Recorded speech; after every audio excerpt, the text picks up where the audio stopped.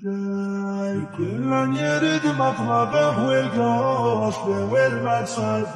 وإرادة الله تمضي فوق الشديد، والعين ذي قد تشفت لها نتمرقب،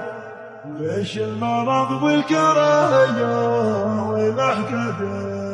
والعين ذي قد تشفت لها نتمرقب، ليش المرض والكراهية والأحقاد، لا كل حاجة تجهد ما يجيك الرد، لابد ما يوصلك في يوم مرعد، ما وقف الوقت صعبة ما تنقد، فإذا انتقدنا شخص كان يدي،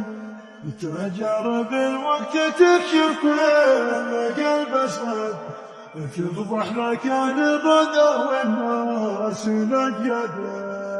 وفتكم يا شمخ خالد السمد، والله من سما واقف يوم نجود،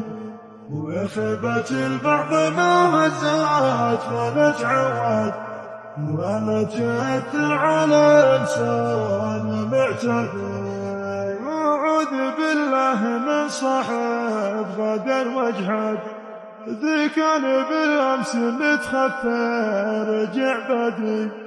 من كنت أظنه وفي قطعاب متمرد، وذي تركني وهذي كسر عودي، كم قد مدحنا بشر والظن يترمد، بس المواقف تبين قوم الأحقاد، الفصل قد عبد من عيب اسود،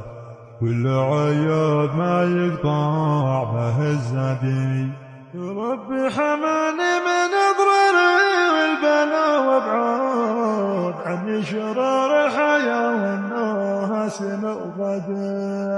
ايام صعبة ما تحسب ولا تنعد، الحمد لله على لطفه وإرشادي، ثم الصلاة والسلام ترشاد نبي أحمد، وآل بيت عدد ملاحل عدد.